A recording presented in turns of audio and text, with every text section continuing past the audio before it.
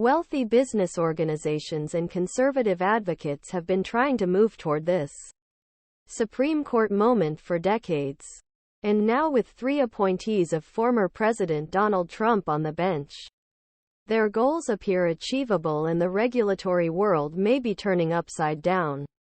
Justices who have been gradually reining in federal regulators appeared poised to make their most significant move yet during arguments on Wednesday, gutting a 1984 decision that gave U.S. agencies wide leeway on policy issues ranging from environmental protection to workplace safety. Reversing the so-called Chevron deference approach was a priority for the judicial selection team serving Trump.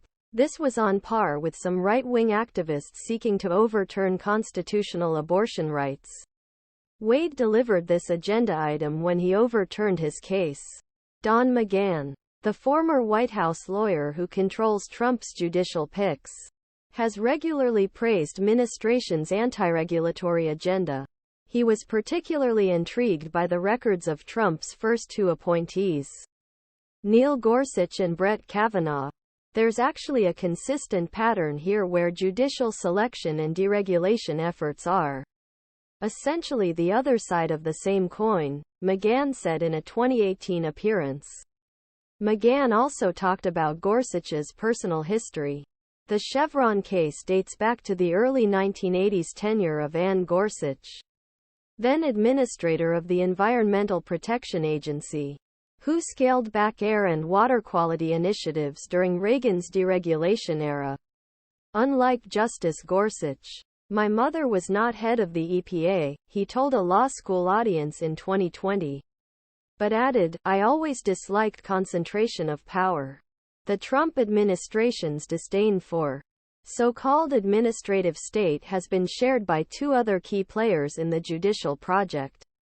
Senate Republican leader Mitch McConnell, who has paced nominees in Senate throughout Trump's 4 years, and Federalist Society leader Leonard Leo. He raised millions of dollars and channeled them to conservative social causes and big business ventures. Business groups have argued that the Chevron principle, which requires judges to generally abide by agency interpretations of their legal authority, leads to an uncontrolled bureaucracy that inevitably and unfairly gains the upper hand in cases. The Biden administration, backed by public health, labor and environmental advocates in current cases, has emphasized the agency's expertise and value of uniform, nationwide rules overseen by executive branch agencies.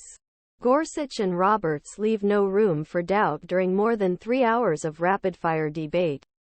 Wednesday, the conservative majority voted against Chevron USA, Inc., substantially opposed the Natural Resources Defense Council's 1984 decision.